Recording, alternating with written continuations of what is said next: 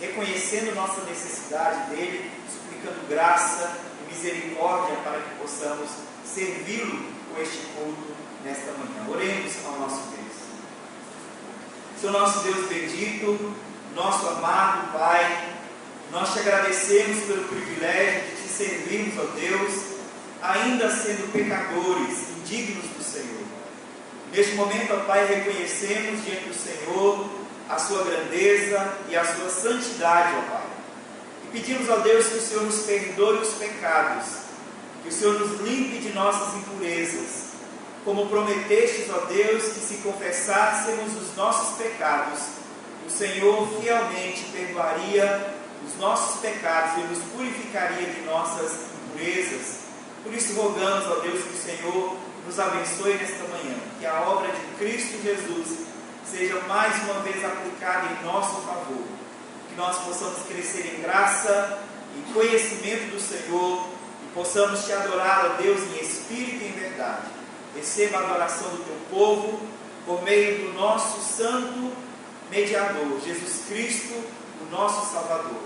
É o que nós rogamos, Pai, pedindo a tua bênção sobre cada ato deste culto, no nome de Jesus. Amém e amém. Convido os irmãos a abrirem suas Bíblias no livro de Isaías, profeta Isaías, no capítulo 12.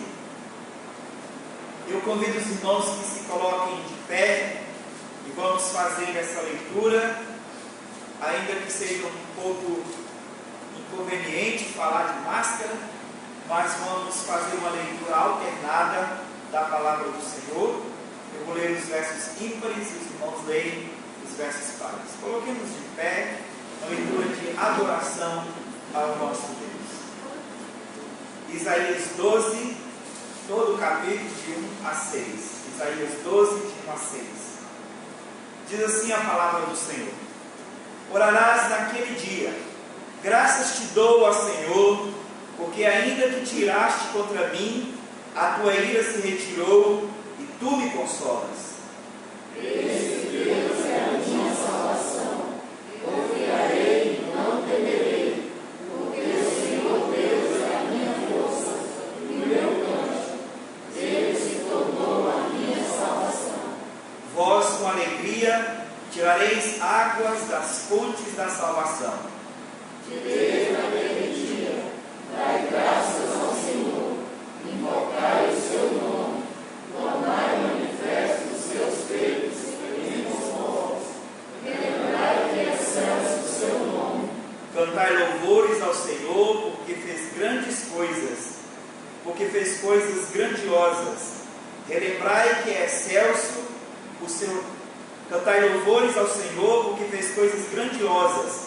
Saiba-se isto em toda a terra.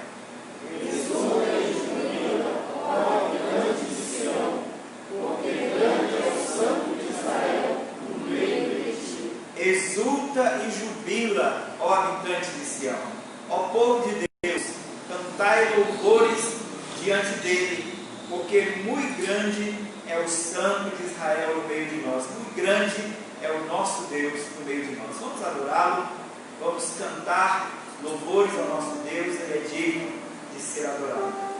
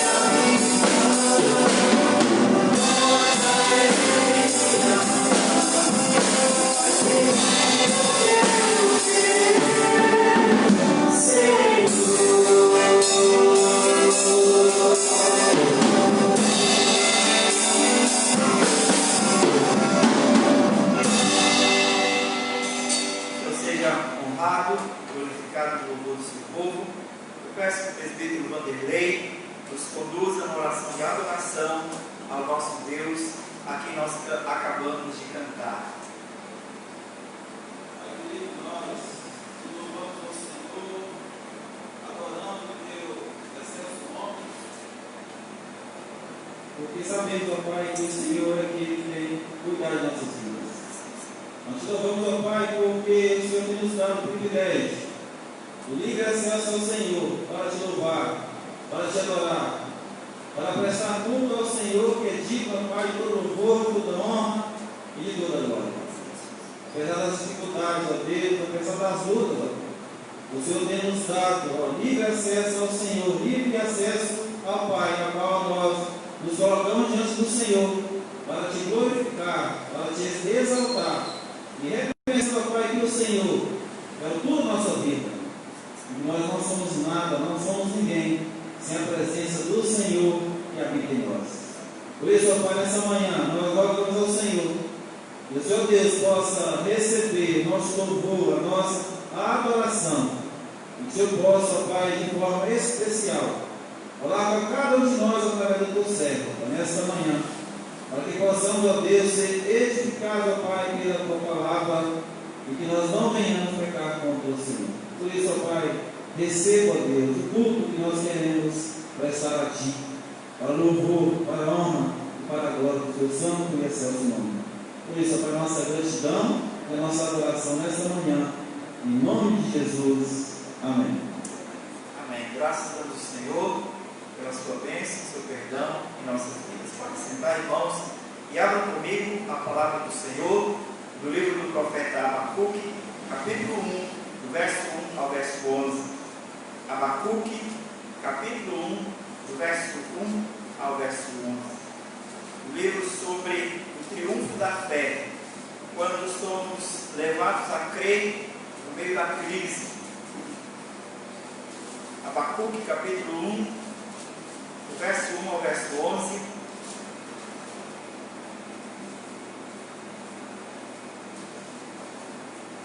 Acompanhe comigo a leitura da palavra do Senhor, que Ele fale aos nossos corações através dela. Leiamos. Sentença revelada ao profeta Abacuque: até quando, Senhor? Clamarei eu e tu não me escutarás? Gritar-te-ei violência e não salvarás? Porque me mostras a iniquidade e me fazes ver a opressão? Pois a destruição e a violência estão diante de mim, há contendas e o litígio se suscita. Por esta causa, a lei se afrouxa e justiça nunca se manifesta. Porque o perverso cerca o justo, a justiça é torcida. Vede entre as nações, olhai, maravilhai-vos e desvanecei. Porque realizo em vossos dias obra tal que vós não crereis quando vos for contada. Pois eis que suscito os caldeus, nação amarga e impetuosa, que marcham pela largura da terra para apoderar-se de moradas que não são suas. Eles são pavorosos e terríveis, e criam eles mesmos o seu direito e a sua dignidade. Os seus cavalos são mais ligeiros do que os leopardos, mais ferozes do que os lobos. Ao anoitecer são os seus cavaleiros, que se espalham por toda parte. Sim, eles chegam de longe, voam como águia que se precipita a devorar. Eles vêm para fazer violência, o seu rosto suspira para seguir avante. Eles reúnem os cativos como areia. Eles escarnecem dos reis, os príncipes são objetos do seu riso. Riem-se de todas as fortalezas, porque amontoando terra as tomam. Então passam como passa o vento e seguem, fazendo-se culpados estes cujo poder é o seu Deus. Que Deus nos abençoe com a sua palavra. Oremos ao nosso Deus mais uma vez. Senhor nosso Deus, graças te damos pela palavra bendita do Senhor. E agora rogamos, ó Pai, que o Teu Espírito Santo nos auxilie, como Ele tem feito continuamente conosco, dando-nos compreensão e graça para a obediência. Pedimos, ó Deus, que o Senhor abençoe este povo nesta manhã, que o Senhor derrame sua graça sobre o seu povo a quem o Senhor ama, e que nós sejamos edificados pela verdade do Senhor. No nome de Jesus nós rogamos. Amém e amém. Irmãos, imagine a situação.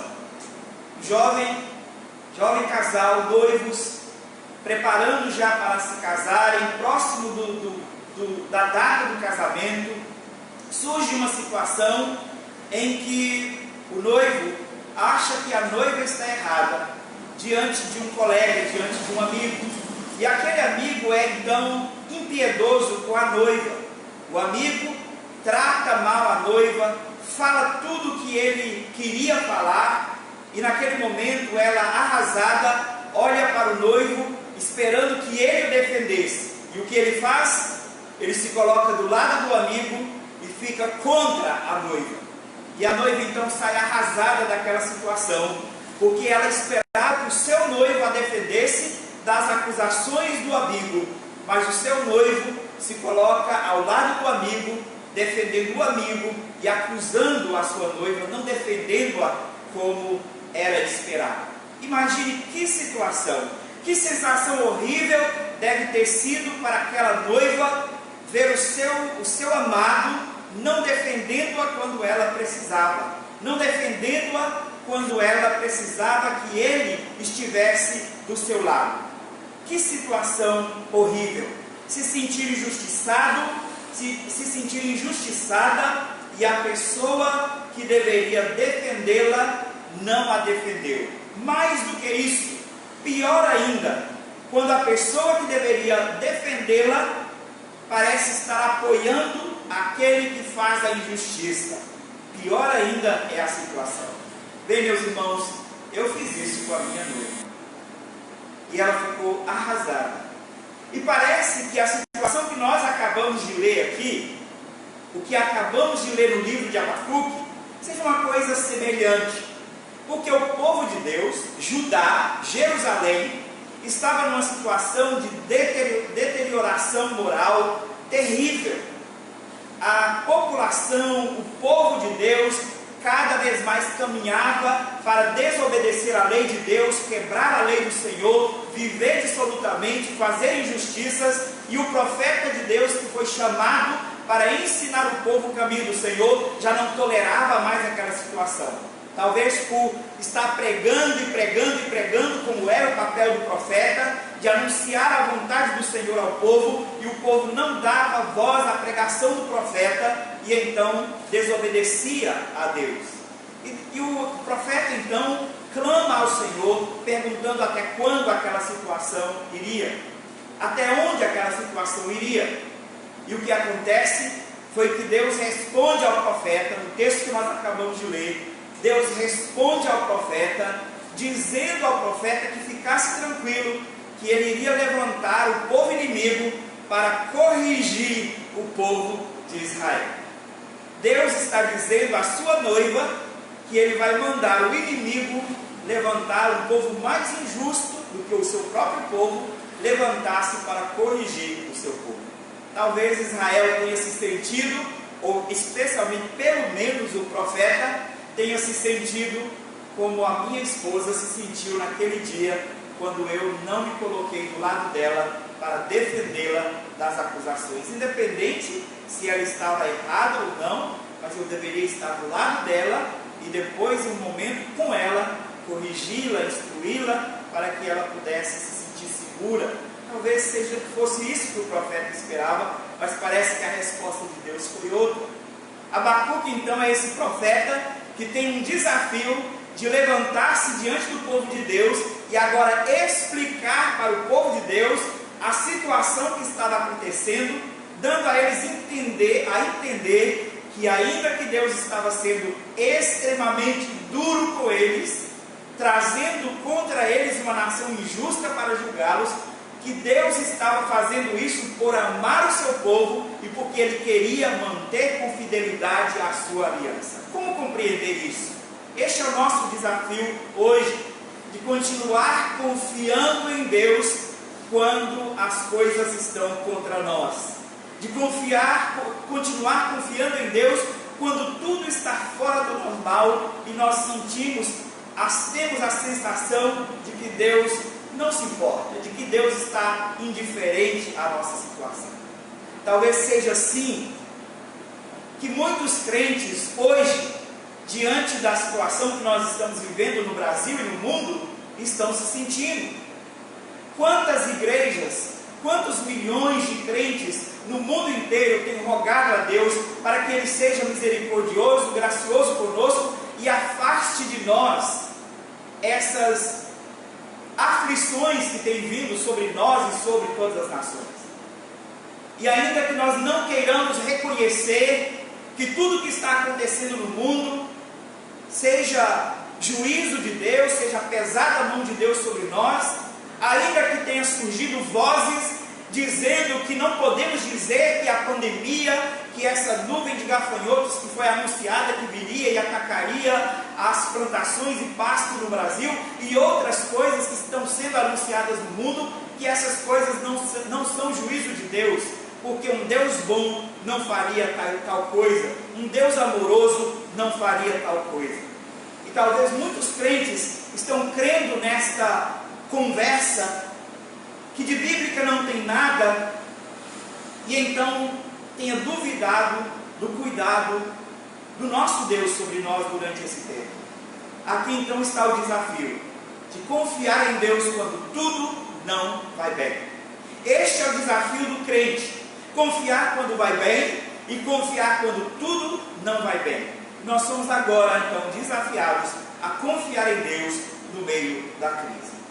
Abacuque, este profeta que quase nada sabemos sobre ele, não temos referência de sua descendência, de sua origem, não temos referência de nada mais da sua obra, apenas o registro das Escrituras, que está em perfeita coerência com os demais profetas, em perfeita coerência com Isaías, com Jeremias, que profetizaram dentro do mesmo período a respeito de um mesmo assunto. Abacuque surge então como um profeta que nós não conhecemos muito, mas que traz uma verdade profunda a respeito da fé, da confiança em Deus. O tema central de Abacuque é: o meu justo pela fé viverá. Paulo usa esta afirmação de Abacuque em Romanos para dizer da nossa salvação: e o justo viverá pela sua fé. Aqui está então o desafio de viver pela fé no meio da crise. A situação em que Abacuque pregou, a situação em que Abacuque trabalhou, era terrível. Ele parecia estar numa situação pior do que a que nós estamos no momento. Judá estava vivendo em terrível degradação moral e espiritual. Jerusalém estava tomada de injustiças por toda parte. E se de fato Abacuque profetiza no mesmo período que Jeremias, ou mais próximo de Isaías, ele estava assim fazendo referência ao mesmo que Isaías fez no capítulo 1, quando Isaías diz sobre Jerusalém: ó, como se fez prostituta a cidade fiel.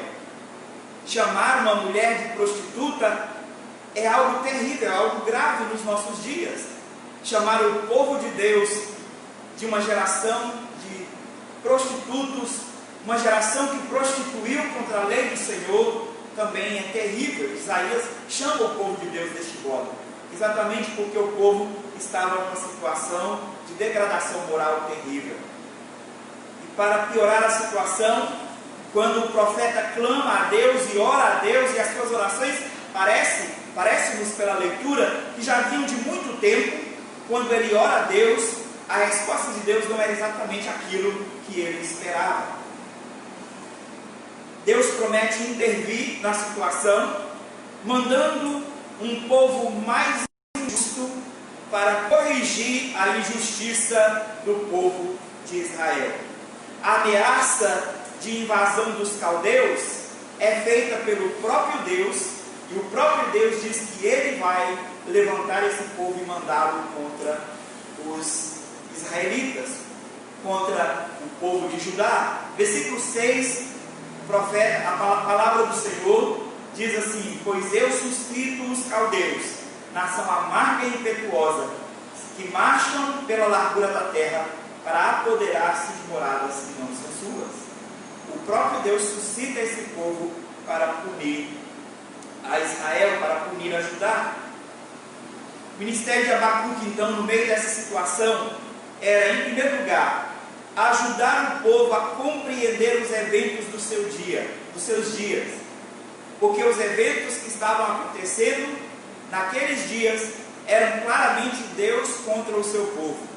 Era Deus se levantando contra aquela geração, e eles precisavam entender o que Deus estava levantando-se contra aquele povo e perceber as ações divinas no meio daquela situação. Mais do que isso, Abacuque tinha o desafio de pregar o Evangelho, de pregar a palavra de Deus no meio daquele contexto, mostrando os eventos que estavam acontecendo, ainda que Deus estava usando um povo injusto para punir o seu povo que também estava em injustiça, mostrar que o caráter de Deus continuava o mesmo, um Deus de misericórdia e amor, um Deus de fidelidade, que por causa da sua fidelidade ao pacto, por causa da sua fidelidade por não poder mentir contra si mesmo, ele ia fazer de tudo para preservar para si um povo, e um povo santo, por isso ele mandaria a punição. Aqui é uma ameaça já do cativeiro babilônico, de que a Babilônia, que os caldeus viriam, tomariam Jerusalém, destruiriam Jerusalém e levariam cativos os seus príncipes, suas princesas, os seus nobres, levariam cativos homens e mulheres para servirem na Babilônia. E de fato isso se concretizou depois, porque não houve arrependimento. Não houve arrependimento. Agora imagine o papel do profeta: pregar numa situação em que Deus está contra o povo, pregar para fazer o povo entender uma coisa que eles não queriam entender, e ainda pregar com a sensação nítida de que a profecia de Deus ia se cumprir, que aquela profecia terrível iria se cumprir, porque não havia arrependimento por parte do seu povo. Poderia então parecer ao povo que era injustiça da parte de Deus. Ao profeta pareceu indiferença, ao povo poderia parecer injustiça. A visão do profeta registrada aqui retrata então a sua luta em conciliar os eventos com o caráter de Deus. Como nós podemos continuar crendo num Deus bom quando tudo está indo mal? E esse é um grande desafio para a nossa época, porque muitas pessoas têm asseverado que é impossível crer na existência de Deus exatamente por este fato: se Deus existe, ou Ele não é poderoso, ou Ele não é amoroso. Porque se Ele fosse poderoso e amoroso, Ele interviria e não deixaria pessoas no sofrimento. Essa é a ideia corrente nos nossos dias também. Se Deus existe, se Ele é poderoso e se Ele é bom, Ele interviria nessas situações, porque Deus não é um Deus de amor não seria um Deus que deixaria pessoas no sofrimento. Essa semana, assistindo a um capítulo de uma das minhas séries favoritas, eu gosto de séries investigativas, e nessa situação, nesse capítulo, era um caso de uma mãe que procurou ajuda médica para executar a eutanásia de sua filhinha de 3 anos, me parece, porque a criança tinha uma síndrome que a partir dos 5 anos ela ia começar a degenerar, ela ia ter demência, ela perderia o controle dos músculos, ela perderia uma série de funções e ela passaria a vegetar após os 5 anos. E ela então pede a ajuda do médico e eles matam aquela criancinha. E a justificativa da mulher no tribunal foi: eu acredito em um Deus bom, e um Deus bom não ia querer que a minha filha sofresse deste modo uma situação de degeneração de saúde. Por isso, eu tirei a vida dela. A justificativa foi essa. Exatamente representando ou refletindo o pensamento de nossa época, que um Deus bom não deixa pessoas em sofrimento, que um Deus bom, se Ele é bom e poderoso, Ele deve fazer alguma coisa para tirar as pessoas do sofrimento. Se esta é a verdade, por que é que Deus tem deixado acontecer tudo isso que está acontecendo? Se esta é a verdade, por que é que nós temos tido tantas lutas, perdido pessoas, numa situação que um Deus poderoso e amoroso poderia claramente intervir? Talvez pudesse dizer, o povo dizer, injustiça, e o profeta dizer, indiferença. Mas o desafio aqui então é compreender como podemos conciliar o caráter de um Deus poderoso e bom com os eventos que experimentamos, onde percebemos a dura mão do Senhor pesando sobre nós. O livro nos ajuda a compreender algumas questões relacionadas aos nossos dias também. E também entender qual é a ação de Deus em nosso favor. Olhemos para os primeiros versos e vejamos a angústia do profeta. O texto aqui é, na verdade, um texto que não é dirigido diretamente ao povo, não é um sermão dirigido ao povo. O texto de Abacuque é diferente dos demais textos proféticos. O texto de Abacuque é um texto em que o profeta tem uma visão em que naquela visão ele tem um diálogo com Deus e ele apresenta os seus questionamentos diante de Deus. O primeiro verso nos ajuda a entender que tipo de literatura é sentença revelada. E aqui é um pouco diferente daquela expressão que está lá em Malaquias. Sentença contra o povo de Judá, em Malaquias. Ali, na verdade, era já uma declaração de um veredito de Deus contra o povo.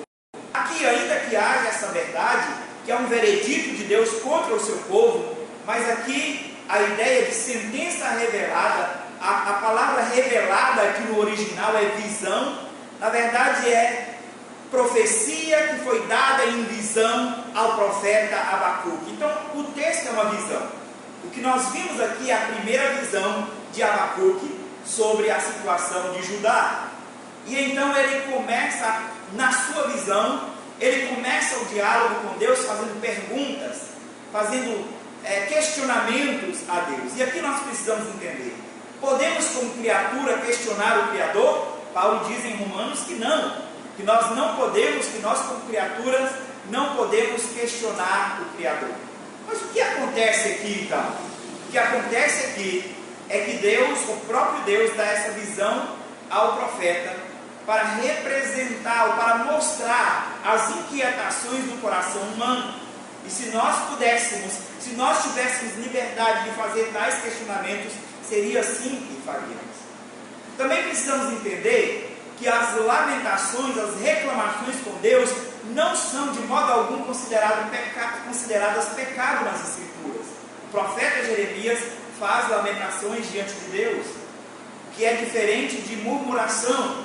Aqui não é uma rebeldia contra Deus, não é uma murmuração contra Deus, apenas questionamentos genuínos de um coração que quer compreender a vontade de Deus. Essa era a vontade do profeta, esse era o desejo do profeta, que apesar do pecado que imperava em Judá, o profeta ainda mantinha a sua fidelidade a Deus, e por isso ele apresenta-se diante de Deus deste modo. E ele começa perguntando: até quando, Senhor? Até quando clamarei e tu não me respondes, ou tu não me escutas?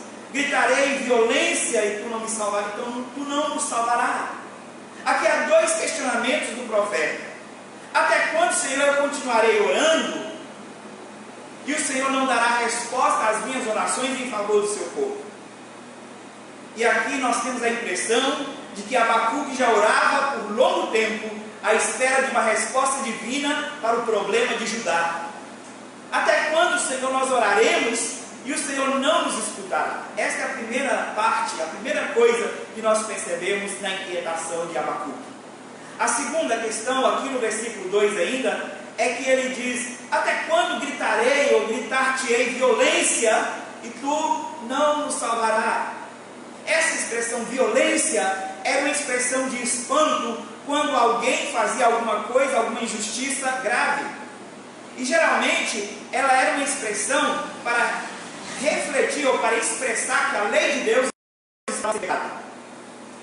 O profeta então está dizendo: até quando, Senhor, eu como profeta vou ver as injustiças de Israel e vou gritar violência, Senhor? A tua lei está sendo quebrada, a tua lei está sendo vituperada e o Senhor não vai fazer nada. Até quando, Senhor, eu vou ficar sem resposta da minha oração e sem uma ação justa do Senhor contra os pecados de Judá? Parece muita audácia de um homem diante do Deus Todo-Poderoso, mas aqui é o coração, a oração genuína de um pecador diante daquele que pode resolver a situação, diante do único que pode resolver o problema de Judá. E então o profeta clama ao Senhor: por que, Senhor, tu me mostras ainda a iniquidade? E aqui ele começa a questionar a Deus, dizendo: Senhor, por que é então que o Senhor, deixando que eu permaneça na fidelidade, me mostras a iniquidade, me faz ver essas coisas? Porque o povo não percebe que é iniquidade, e geralmente isso acontece conosco. Quanto mais nos aprofundamos no pecado, menos percebemos que estamos no pecado.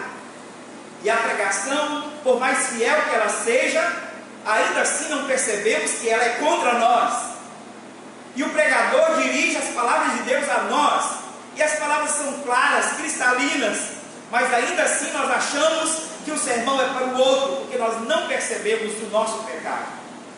Mas aqui o profeta percebe o seu pecado, e ele percebe o pecado de Judá, e ele diz no versículo 3: Senhor, porque o Senhor continua a me mostrar a iniquidade do meu povo, faz-me ver a opressão, faz-me perceber as coisas que estão acontecendo, destruição, violência, contendas, litígio, injustiça, homicídios, tudo isso eu tenho visto, e até quando o Senhor não me responderá?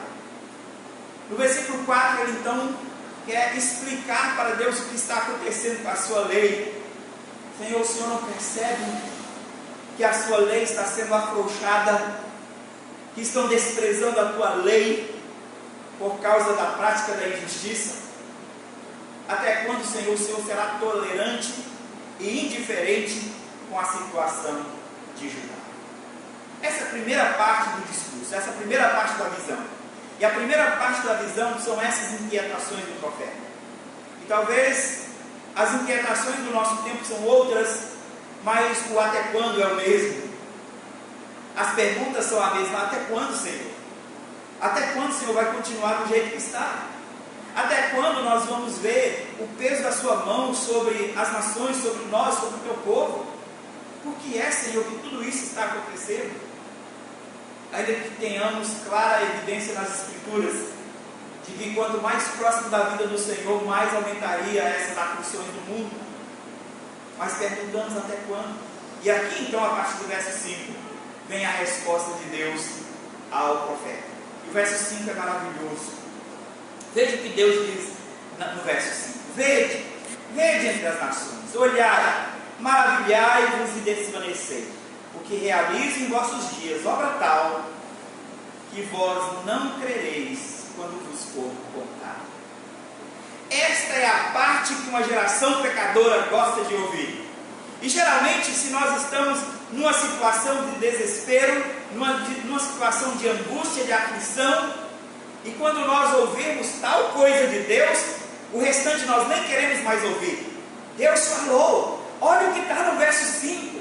Deus disse para nós olharmos para as nações e admirarmos, porque Ele vai fazer coisa tão grande, obra tal em nossos dias, que nós não vamos nem acreditar de tão grande que ela será.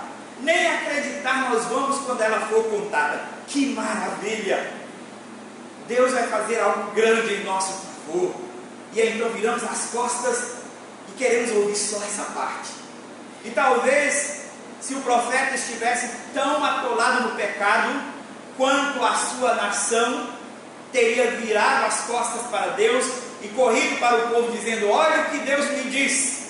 Eu fui lá, confrontei a Deus, eu fui diante do Senhor, questionei a Deus, e Ele mandou o seguinte recado para vocês: fiquem calmos, vocês vão ficar admirados com a grandeza da obra que Deus vai fazer por vocês. Pode ficar calmo, espera. Não foi isso que aconteceu em Jeremias? Quando falsos profetas se levantaram dizendo: calma, Deus vai tirar vocês dessa situação, Deus vai tirar vocês destes males, fiquem tranquilos, logo vocês vão ter de volta a sua terra. Não construam casas, não plantem roças, preparem-se para voltar para Jerusalém. Foi isso que aconteceu? E então Jeremias se levanta, e então o seu escrivão escreve o que ele dita, a carta que ele dita, e manda ao povo, a carta que Baruque escreveu ao povo, dizendo: eu é que sei que planos tenho a vosso respeito. E aí então Deus diz: olha, quando não chegar os 70 anos, vocês não sairão dessa situação, vocês serão disciplinados durante 70 anos. Então construa casas, estabeleça raízes, fica aí, porque vai ter um tempinho ainda, espera. Deus então contraria a visão do profeta. O que é que nós queremos ouvir? Nós não queríamos ouvir o que os profetas disseram para o povo de Israel? Nós não queríamos que o capítulo 1 terminasse aqui no versículo 5 e nós imaginássemos e o restante ficasse por conta da nossa mente? de nós olharmos a história da redenção, a história do que Deus fez no mundo, e ver que Deus tem agido com bondade, feito grandes coisas, maravilhas. Olhar para eventos como a libertação do Egito, o Mar Vermelho se abrindo, sinais maravilhosos. O verso 5 diz que Deus vai fazer grandes coisas, coisas tão grandes que não serão cridas, de tão grandes que seriam. Talvez nós quiséssemos parar aqui, mas então o profeta, Deus continua a falar com o profeta: pois eu suscito os caldeus, uma nação amarga que marcha pela largura da terra, para apoderar-se de moradas que não são suas. Eu estou levantando os caldeus, os babilônios, virão e atacarão o meu povo. Eu vou corrigir esse povo, trazendo contra eles os caldeus. Nessa hora, certamente, o profeta leva um susto. Senhor, como punir injustiça com injustiça? Como Deus punir injustiça com injustiça? Porque os caldeus são piores do que o nosso povo. Certamente esta foi a inquietação do profeta. Por que, Senhor, punir injustiça com injustiça? E aqui o próprio Deus descreve a injustiça dos caldeus. Deus diz: olha, é uma nação amarga e impetuosa. Versículo 6. Versículo 7, eles são pavorosos e terríveis. Ainda no versículo 7, eles criam as suas próprias leis e determinam o que é digno para eles. Versículo 8, o seu exército é terrível, os seus cavalos são mais rápidos do que os leopardos, e os seus cavaleiros são traiçoeiros como a águia, o seu ataque é certeiro. E ele continua, no verso 9 ele diz: eles todos vêm para fazer violência, o seu rosto suspira por seguir avante, eles reúnem os seus cativos como areia. E aqui é uma referência às práticas de guerra dos caldeus. Eles eram terríveis, e eu creio que, por não ter criança, a criança mais jovem que está aqui, ela talvez toleraria ainda ouvir tais coisas, mas é tão terrível que, se eu contar um terço do que os caldeus faziam, vocês ficam escandalizados. Uma das práticas que os caldeus faziam era empalar vivos os seus inimigos, colocando entre as suas pernas uma estaca e deixando aquela pessoa levantada, agonizando até a morte. Só para vocês verem, só vou contar essa parte para que vocês vejam quão terrível os caldeus eram. Não havia misericórdia. E eles matavam os seus inimigos e amontoavam os corpos como montões de areia, para mostrar a sua imponência, para mostrar como eles eram poderosos, como seus exércitos eram poderosos. Deus continua: eles escarnecem dos reis, eles zombam de autoridade, os príncipes são objeto do seu riso, eles riem até das fortalezas, das potências que são construídas para se proteger contra eles, porque eles têm técnicas de construção, e eles fazem montões de terra ao lado das muralhas, e passam com seus exércitos, e entram dentro das fortalezas, e tomam e subjugam as fortalezas. Verso 11, o Senhor fecha dizendo: e eles são tão terríveis, que eles fazem isso, parece que pelo simples prazer de serem violentos. Eles vêm, passam como vento e seguem. Eles vêm, destroem um povo e seguem para destruir o próximo. Era assim a tática dos caldeus. Terríveis. Mas o Senhor diz que eles fazem isso. Eles fazem isso tornando-se culpados diante de Deus, porque eles criam que o poder era o seu Deus. Eles desprezavam o poderio do Deus de Jeová. Agora a pergunta é: por que Deus faria isso? Talvez é inquietante para nós. Por que Deus faria isso? Mandar um povo tão injusto para punir a injustiça de Judá? Era exatamente para mostrar ao povo o quão escandalosa era a sua injustiça, o quão escandalosa era a sua prática, o quão escandaloso era o seu pecado. que não seria injusto se uma nação mais injusta viesse sobre eles e os massacrasse. A violência dos caldeus era para mostrar ao povo de Israel a sua violência contra a lei de Deus e contra o próprio Deus. E o povo vinha sendo poupado e tratado com benevolência por muitos anos. Mas o povo não aprendeu e por isso Deus teve que ser tão duro para que o povo percebesse a grandeza do seu pecado. O que acontece? Parece que não perceberam. O que fazer quando a resposta de Deus é pior do que nós esperávamos?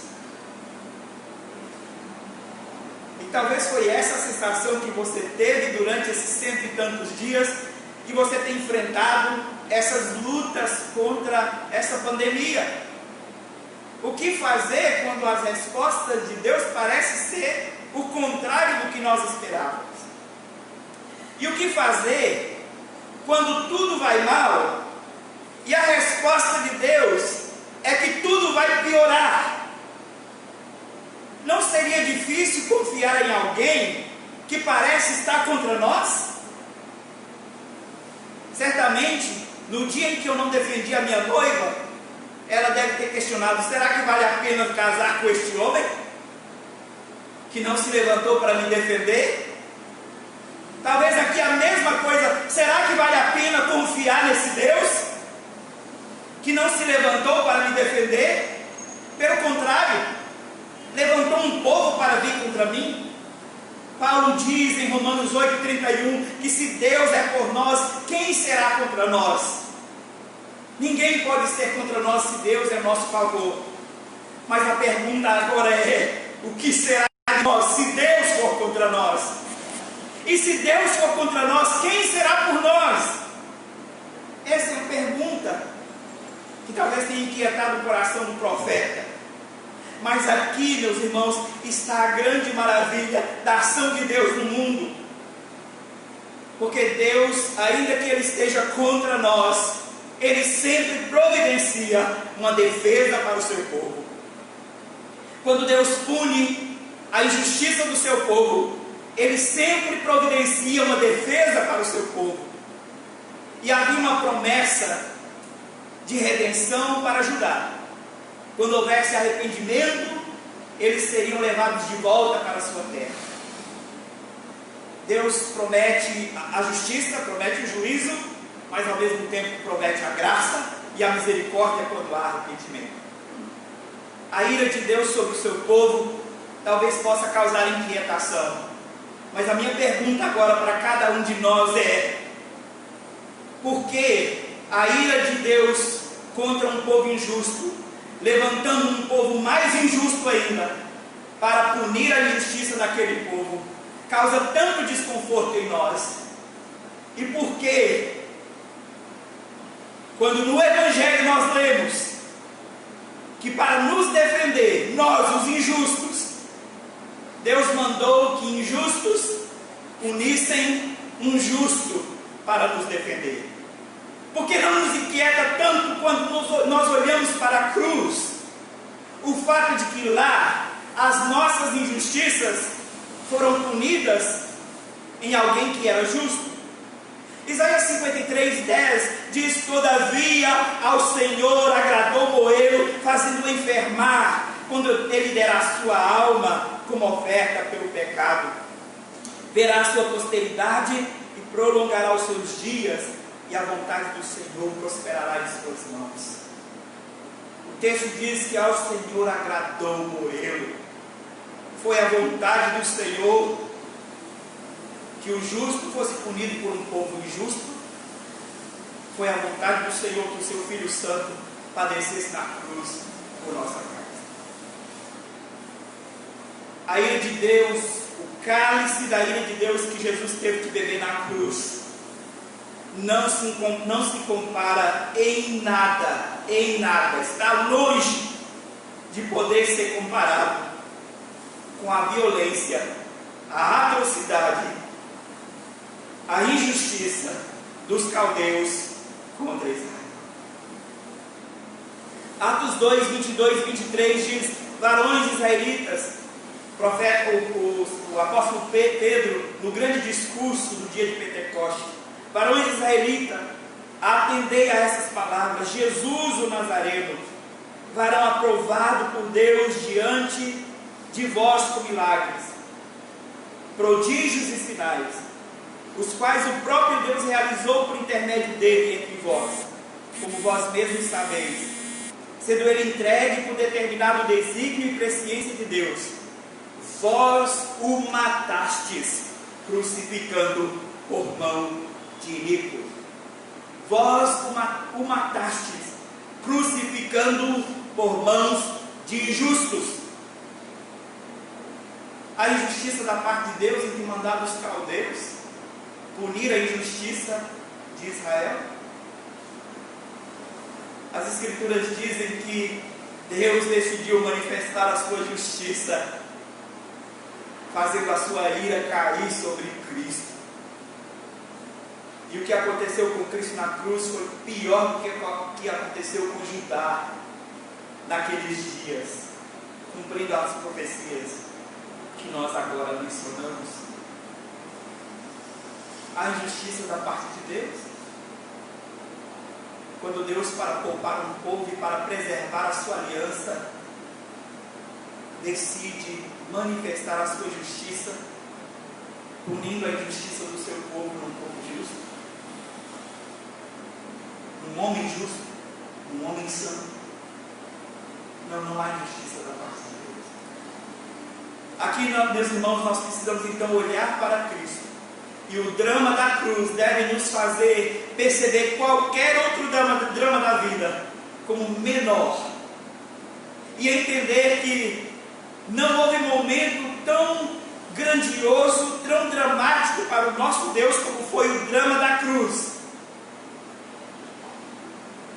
e que Ele fez tudo aquilo porque Ele nos amava.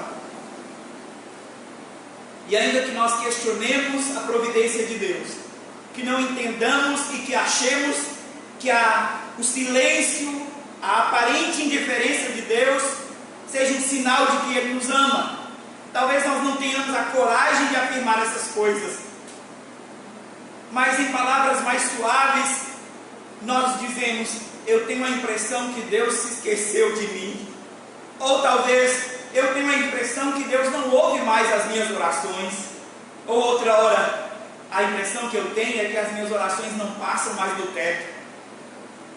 Nós queremos amenizar as palavras que nós gostaríamos de dizer, porque no fundo do nosso coração nós gostaríamos sim de dizer: espera aí, Senhor, até quando isso vai continuar?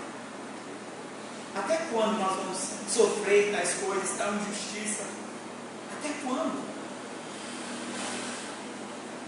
O desafio do profeta Abacuque era ensinar o povo a olhar para a catástrofe, olhar para a violência, e no meio da violência, no meio da catástrofe, no meio de todo aquele mal, perceber, ainda que a mão pesada de Deus estava sobre o povo, mas perceber os braços de amor estendidos para que houvesse arrependimento. E quando houvesse arrependimento, as mãos que corrigiram, as mãos que bateram no filho, seriam as mesmas mãos que afagariam, que abraçariam, que receberiam com amor. Assim como nós pais fazemos.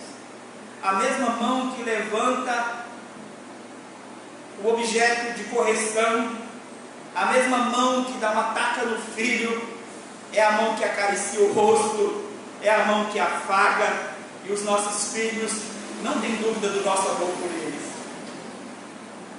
E nós precisamos entender que qualquer castigo que vier da parte de Deus sobre nós, qualquer aflição, qualquer dor, por mais terrível que seja, nós precisamos entender que nunca será maior do que o seu amor por nós, nunca será maior do que o que Ele fez na cruz pelas nossas vidas. Na cruz o justo pagou pelo injusto.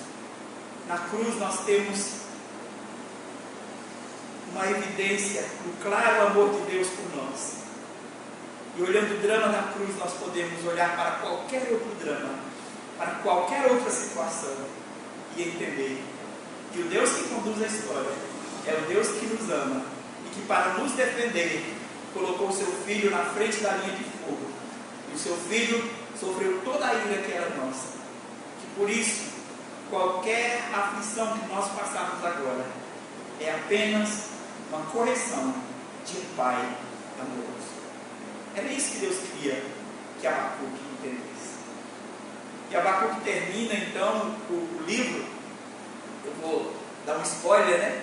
Abacuque termina então o livro com aquele cântico de gratidão a Deus, dizendo: ainda que a figueira não floresça, ainda que esteja tudo errado, ainda que esteja tudo fora do lugar, ainda assim eu me alegrarei no Senhor. Ele é o rochedo da minha salvação.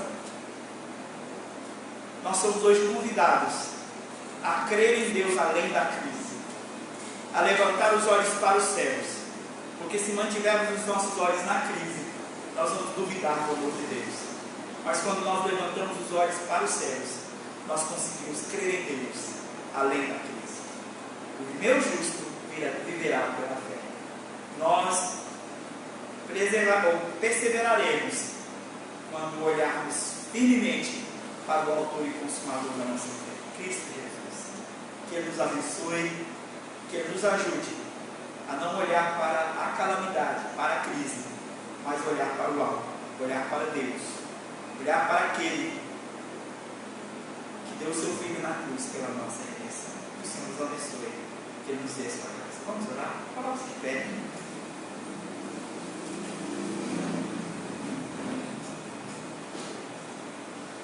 Senhor nosso Deus bendito, graças te damos, ó poderoso Deus, pela sua santa e preciosa palavra, que agora fala tão profundamente aos nossos corações. Como somos hoje, Senhor, desafiados a crer, confiar no Senhor em meio à crise.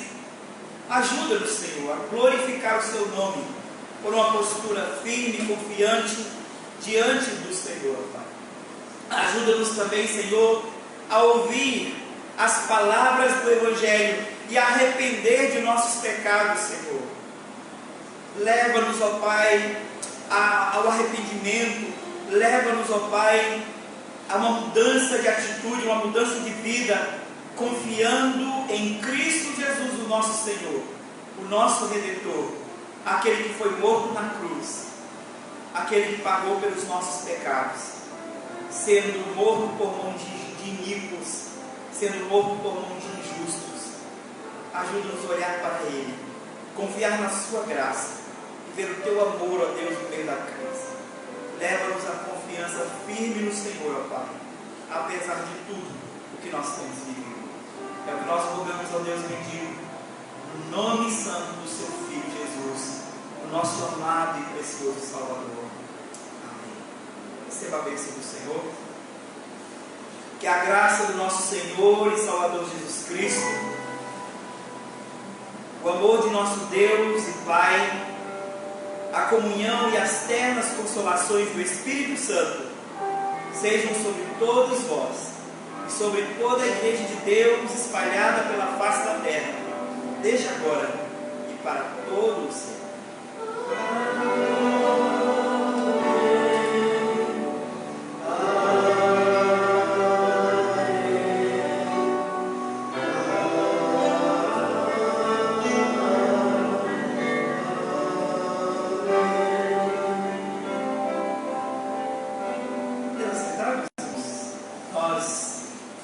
Estamos já encerrando, finalizando o nosso culto. Prolongamos um pouquinho mais aquele horário que estamos planejados para ir, né?